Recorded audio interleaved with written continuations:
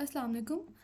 जी हमने जो है वो कम्युनिटी मेडिसिन स्टार्ट करनी है और कम्युनिटी मेडिसिन में मेजर्स ऑफ मोर्टेलिटी डिस्कस करेंगे। एपिडेमियोलॉजी का ये टॉपिक है और इधर से क्यों स्टार्ट करने लगे बिकॉज हमने बेसिकली कैलकुलेशंस पे ज़्यादा फोकस करना है। तो मेजर्स ऑफ मोर्टेलिटी से कैलकुलेशन स्टार्ट हो जाती है इस चैप्टर की। तो सबसे पहले हम इसको डिस्कस करेंगे, उसके बाद मेजर्स ऑफ मोर्बिडिटी है, फिर आगे केस कंट्रोल और कोहॉर्ट स्टडी, सबको वन बाय वन देखेंगे। तो मेजर्स ऑफ मोर्टेलिटी की बात करें तो measures of mortality number one आपके पास जो आता है that is crude death rate. मतलब आप क्रूड एक रफ मेथड यूज़ करते हो किसी भी सिटी में या किसी भी इलाके में कितनी डेथ्स हो रही हैं इसको मेजर करने के लिए। सिंपली आप क्या करते हो, आप देखते हो कि पूरे साल में, लाइक हम फैसलाबाद की एग्जांपल ले लेते हैं, आप देखते हो कि फैसलाबाद में पूरे साल में 2023 में कितनी डेथ्स हुई हैं। उसके अलावा आप उसको डिवाइड करोगे मीडियन पॉपुलेशन के साथ। अब मीडियन पॉपुलेशन कैसे फाइंड की जाती है कि 1 जुलाई 12 PM, मतलब रात को 12 बजे आप देखोगे कि 1 जुलाई जो था, 1 जुलाई 2023, इसमें कितनी पॉपुलेशन थी फैसलाबाद की, उसको आप मीडियन पॉपुलेशन कहते हो। इस तरह आप किसी भी सिटी की फाइंड कर सकते हो ना, 1 जुलाई पे ये फाइंड की जाती है। तो ये आपके पास हो जाएगी मीडियन पॉपुलेशन। उसके ऊपर आप रख दोगे कि कितनी डेथ्स हुई हैं टोटल और 1000 से मल्टीप्लाई कर दोगे, तो ये आपके पास क्रूड डेथ रेट आ जाएगा। अब हम क्रूड डेथ रेट फाइंड तो कर रहे हैं लेकिन इसको कभी भी हम कंपेरिजन के लिए यूज नहीं कर सकते। लाइक अब मैं आपसे कहूँ कि मुझे बताएं कि ये जो 2023 खत्म हो रहा है तो इसमें लाहौर में ज्यादा डेथ्स हुई हैं या फैसलाबाद में। अब आप फैसलाबाद का भी क्रूड डेथ रेट फाइंड कर लो, लाहौर का भी क्रूड डेथ रेट फाइंड कर लो सेम मेथड से। उसके बाद आप दोनों को कंपेयर करो, आप मुझे कहो कि नहीं फैसलाबाद में डेथ रेट ज्यादा था। अब हम कंपैरिजन के लिए क्रूड डेथ रेट को कभी भी फाइंड नहीं कर सकते क्योंकि हमने नहीं देखा। हो सकता है कि फैसलाबाद में डेथ रेट इसलिए ज़्यादा है क्योंकि फैसलाबाद में इस वक्त ओल्ड पॉपुलेशन ज़्यादा है, बूढ़े लोग ज़्यादा मौजूद थे, या फैसलाबाद के एरिया में कोई इंडामिक चल रही थी, या फैसलाबाद में जेंडर एक ज़्यादा थी, फीमेल ज़्यादा थी या मेल। मतलब हमने कोई भी फैक्टर नहीं देखा, हम इनको कंपेयर नहीं कर सकते किसी भी दो पॉपुलेशन के रेट को कभी कंपेयर नहीं कर सकते अनटिल अनलेस उनकी पॉपुलेशन कंपेरेबल ना हो, मतलब उनकी पॉपुलेशन में एक जितनी एज के एक जितने लोग हों। ठीक है, तो इसलिए क्रूड डेथ रेट को कभी भी कंपेरिजन के लिए यूज नहीं कर सकते। लेकिन आपसे पूछा जा सकता है कि क्रूड डेथ रेट कैसे फाइंड करते हैं, तो कितना है वो इवेंट हुआ है, नंबर ऑफ डेथ्स कितनी है और उसकी पॉपुलेशन कितनी थी, 1000 से मल्टीप्लाई कर दिया। अब हमने स्पेसिफिक डेथ रेट फाइंड करना शुरू किया। स्पेसिफिक डेथ रेट में हम क्या करते हैं, हम कहते हैं अच्छा आप लोग ये कह रहे हो ना कि हम लाहौर और फैसलाबाद का डेथ रेट कंपेयर नहीं कर सकते बिकॉज ये क्रूड मेथड है, तो हम स्पेसिफिक कर लेते हैं। लाइक हम कहते हैं कि फैसलाबाद में 40 से 50 ईयर्स के, मतलब 40s में जो लोग होते हैं, 40 ईयर्स से 50 ईयर्स के दरमियान जो एज होती है, इसमें कितनी डेथ्स हुई हैं फैसलाबाद में और इतनी ही एज में कितनी डेथ्स हुई हैं लाहौर में। अब तो हम कंपेयर कर सकते हैं ना कि उसी एज के लोग हमने लिए फैसलाबाद में, उसी एज के लोग लिए लाहौर में। तो स्पेसिफिकेशन हम एज के हिसाब से भी कर सकते हैं, उसको कहते हैं एज स्पेसिफिक। स्पेसिफिकेशन हम टाइम के हिसाब से भी कर सकते हैं कि पूरे ईयर का हम नहीं फाइंड करें, हम सिर्फ जून का फाइंड कर लेते हैं या हम किसी एक वीक का फाइंड कर लेते हैं। ठीक है, कि उस वीक में फैसलाबाद में कितनी डेथ्स हुई, लाहौर में कितनी हुई। हम कॉज के हिसाब से स्पेसिफिक कर सकते हैं कि सिर्फ एक डिजीज ले लें, लेट्स सपोज हम टीबी ले रहे हैं कि ट्यूबरकुलोसिस ने फैसलाबाद में कितनी डेथ्स करवाई हैं और लाहौर में कितनी करवाई, तो हम चीज़ों को स्पेसिफिक करें।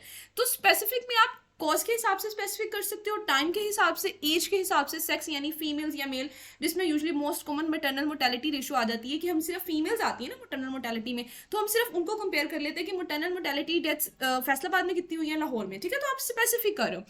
थर्ड वन जो आता है ना वो केस फर्टिलिटी रेट। अब ये बहुत आसान है। केस फर्टिलिटी रेट होता है कि किसी भी डिजीज ने कितनी डेथ्स करवाई हैं, मतलब ये कोई डिजीज कितनी, उसकी किलिंग पावर क्या है, वो कितनी खतरनाक है। इसमें हम क्या करते हैं, हम ये देखते हैं कि उस डिजीज के पेशेंट्स कितने थे, उन पेशेंट्स को डिनोमिनेटर में रखते हैं। मतलब लेट्स सपोज के 1000 पेशेंट थे जिनको ट्यूबरकुलोसिस था। ठीक है, यहाँ से ट्यूबरकुलोसिस को रहने देती है, हम बात कर लेते हैं कार्डियोवास्कुलर डिजीज की। 1000 पेशेंट उनको कार्डियोवास्कुलर डिजीज थी, अब उनमें से 200 की डेथ हो गई। ऊपर हम वो रखेंगे, न्यूमिनेटर में हम वो वाली रखेंगे वैल्यू जितनी डेथ्स हुई हैं उस डिजीज, उस स्पेसिफिक डिजीज की वजह से, सिर्फ कार्डियोवास्कुलर डिजीज की वजह से जितनी डेथ्स हुई हैं वो न्यूमिनेटर में आ जाएंगी, और कितने लोगों को कार्डियोवास्कुलर डिजीज थी वो डिनोमिनेटर में आ जाएगा। इससे हमें पता चलेगा कि कार्डियोवास्कुलर डिजीज की किलिंग पावर क्या है। ठीक है, तो ये केस फर्टिलिटी हो गया।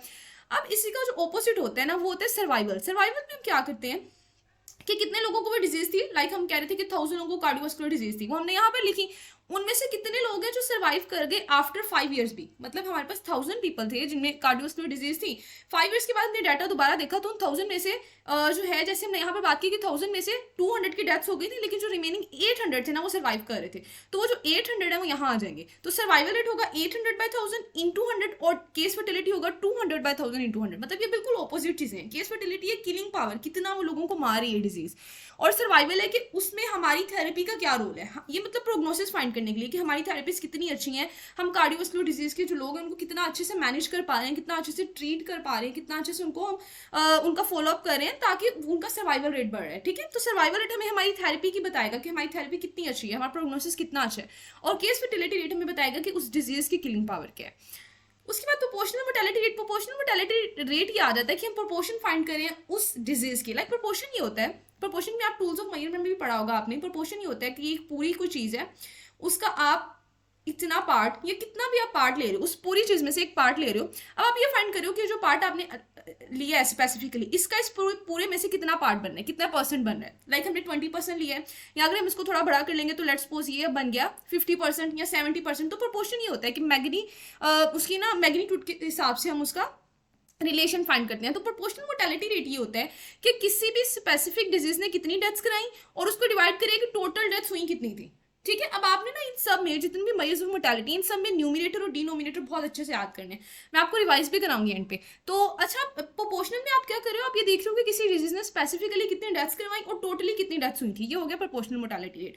अब यहाँ तक तो बहुत आसान चीजें थी। अब थोड़ी सी मुश्किल चीज आ जाती है एडजस्टेड रेट या स्टैंडर्डाइज्ड रेट। लेकिन इसको समझने से पहले, क्योंकि ये थोड़ा सा मुश्किल है, इसको समझने से पहले हमने जितने अभी तक मेजर्स ऑफ मोर्टेलिटी पढ़े हैं उनको रिवाइज करेंगे। ठीक है, तो मेजर्स ऑफ मोर्टेलिटी हमने सबसे पहले कौन सा पढ़ा, जो कि क्रूड मेथड था, वो था हमारे पास क्रूड डेथ रेट। ठीक है, क्रूड डेथ रेट में हमने क्या देखा था कि हम सिंपली ये देख रहे हैं कि कितनी डेथ्स हो रही हैं उस एरिया में, total deaths, number of deaths in a year. ठीक है, हमने स्पेसिफाई कर दिया कि इस ईयर में हम देख रहे हैं नंबर ऑफ डेथ्स, और उसको डिवाइड कर देना, यानी डिनोमिनेटर होगा हमारा मीड ईयर पॉपुलेशन। ठीक है, उसके बाद क्रूड डेथ रेट के बाद सेकंड हमने देखा स्पेसिफिक। हमने कहा अच्छा ठीक है, अगर क्रूड डेथ रेट आप मैयर तो कर लेते हो, लेकिन कंपेयर नहीं कर सकते, तो उसके लिए आप स्पेसिफिक डेथ रेट यूज कर लो। स्पेसिफिक डेथ रेट अब एज स्पेसिफिक हो सकता है, कॉज स्पेसिफिक हो सकता है, जेंडर स्पेसिफिक हो सकता है। ठीक है, टाइम स्पेसिफिक, किसी भी लिहाज से हम उसको स्पेसिफाई कर सकते हैं। नंबर 3 पे हमने बात की case fertility rate. Case fertility rate ये था कि कोई डेथ जो कोई डिजीज जो है वो कितनी डेथ करा रही है, मतलब वो कितनी, उसकी किलिंग पावर क्या है, कितनी वो खतरनाक डिजीज है। ठीक है, उससे हम क्या करते थे, न्यूमिनेटर पे रखते थे कितनी डेथ्स हुई हैं उसी डिजीज की वजह से,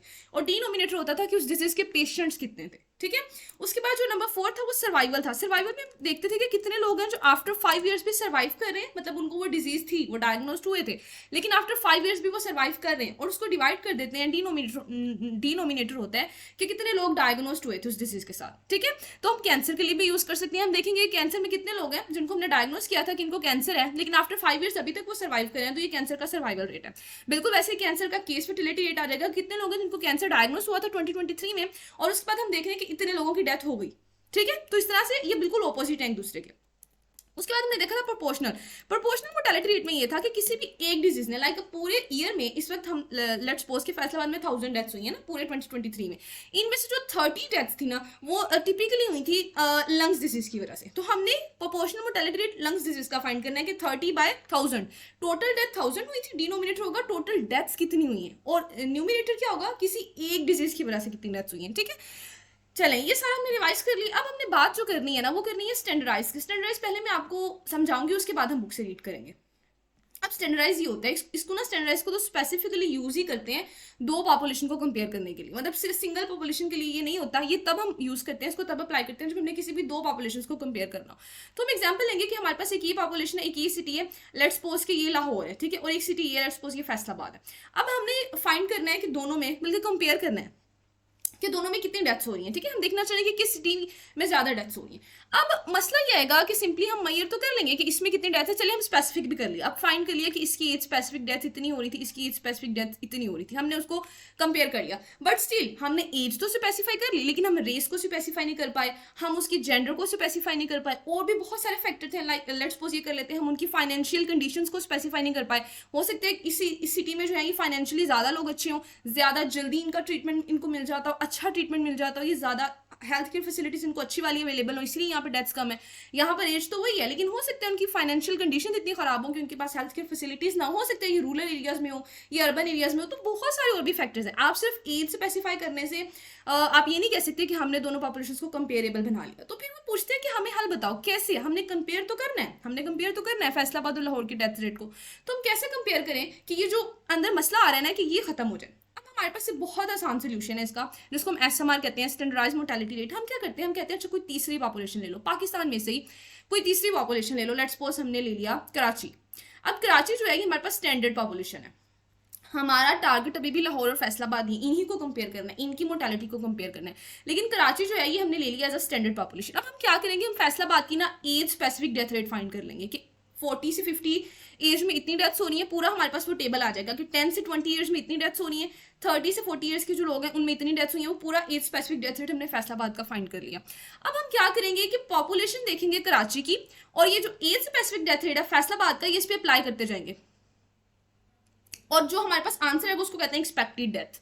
एक्सपेक्टेड डेथ फाइंड करेंगे कैसे। अब हमारे पास था, मैं आपको यहाँ पे टाइप करके समझाती हूँ। अब लेट्स सपोज कि हमारे पास था कि जो फैसलाबाद है ना, इसमें 40 से 50 ईयर्स के जो लोग हैं ना, उनमें डेथ्स हुई थी 200, मतलब पूरे साल में 2023 में 40 से 50 ईयर्स के जो लोग थे उनमें 200 डेथ्स हुई। अब हमने डाटा जो है एज स्पेसिफिक डेथ रेट वो फैसलाबाद का यूज करना है, लेकिन अब हम क्या करेंगे, हम देखेंगे कराची में कि कराची में इस वक्त 40 से 50 ईयर्स के जो लोग हैं वो कितने हैं, कितनी उनकी नंबर है उनका।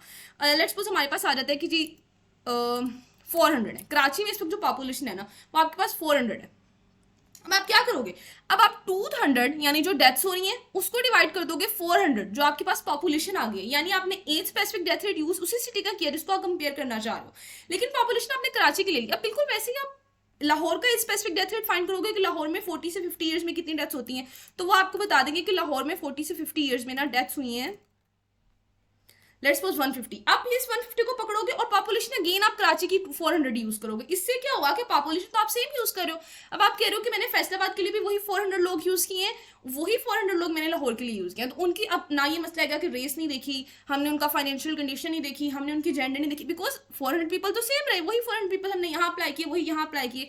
इससे हमें समझ आ गई कि फैसलाबाद में कंडीशन क्या चल रही है कि यहाँ पे 200 डेथ्स हो रही हैं, ठीक है, उसी एज के लोगों की, और इसमें कंडीशन क्या चल रही है कि यहाँ पर 400 डेथ्स हो रही हैं। तो इस तरह से ये जो स्टैंडर्डाइजेशन होती है ना, इसको कहते हैं इनडायरेक्ट स्टैंडर्डाइजेशन। हमने इनडायरेक्ट स्टैंडर्डाइजेशन की है, हमने क्या किया है कि एक थर्ड अपनी पार्टी ली है जिसको हमने स्टैंडर्ड पॉपुलेशन का एज स्पेसिफिक डेथ रेट हमने अपनी टारगेट पॉपुलेशन का ही फाइंड किए हैं, लेकिन उसको इसकी पॉपुलेशन को यूज करते हुए हमने जो हमारे पास ये जो आंसर आएगा ना, ये हमारे पास होगा एक्सपेक्टेड डेथ। अब इसको बुक से रीड करते हैं ताकि हमें समझ आए हमने अभी तक क्या बात की, ठीक है। सुनने में मुश्किल लग रहा है लेकिन ये बिल्कुल मुश्किल नहीं है। अच्छा, एडजस्टेड में हम क्या करते हैं, अच्छा ये जो मैंने आपको बताया ना, ये इनडायरेक्ट नहीं है, आई एम वेरी सॉरी, ये डायरेक्ट है, ये डायरेक्ट स्टैंडर्डाइजेशन है। इसको रीड करते हैं। अच्छा, वो कह रहे हैं कि अगर आप कंपेयर करना ही चाहते हो कि हमने दो सिटीज की डेथ रेट को कंपेयर करना है, दो पॉपुलेशन की डेथ रेट को कंपेयर करना है, तो कभी भी आप क्रूड डेथ रेट को यूज नहीं कर सकते। उसके बाद आप सिर्फ स्पेसिफिक डेथ रेट को भी यूज नहीं कर सकते, क्योंकि उसमें अपने एज तो एडजस्ट कर लोगे, लेकिन एज के अलावा और भी चीजें होती है ना, तो वो वाली चीजें आपसे एडजस्ट नहीं हुई तो आप क्या करोगे, आप स्टैंडर्डाइजेशन करोगे। अब स्टैंडर्डाइजेशन डायरेक्ट हो सकती है, इनडायरेक्ट हो सकती है। डायरेक्ट में हम क्या करते हैं, स्टैंडर्ड पॉपुलेशन सेलेक्ट करते हैं। जो कराची मैंने बताया था ना, वो स्टैंडर्ड पॉपुलेशन हमने सेलेक्ट की थी, तो फर्स्ट हमारा काम होता है हमने स्टैंडर्ड पॉपुलेशन को सिलेक्ट करनी होती है। उसके बाद हम एज स्पेसिफिक डेथ रेट अपनी टारगेट पॉपुलेशन का ही फाइंड करते हैं, यानी जैसे मैंने समझाया था ना कि जो लाहौर है और जो फैसलाबाद है ये टारगेट पॉपुलेशन है, तो age specific death rate Faisalabad का ही फाइंड करेंगे और लाहौर का ही फाइंड करेंगे, ठीक है। तो नंबर 2 हमारा काम होता है स्टैंडर्ड पॉपुलेशन सेलेक्ट कर ली, अब ये स्पेसिफिक डेथ रेट अपनी टारगेट पॉपुलेशन का फाइंड करो। नंबर 3 एक्सपेक्टेड डेथ फाइंड करो। एक्सपेक्टेड डेथ कैसे फाइंड करनी थी कि जो एज स्पेसिफिक डेथ रेट आपको पता चली है कि फैसलाबाद में एज स्पेसिफिक डेथ रेट जो है वो 200 थी, उसको आपने क्या करना है, एज स्पेसिफिक डेथ रेट को मल्टीप्लाई कर देना है जो स्टैंडर्ड पॉपुलेशन में वो एज ग्रुप है उस वक्त,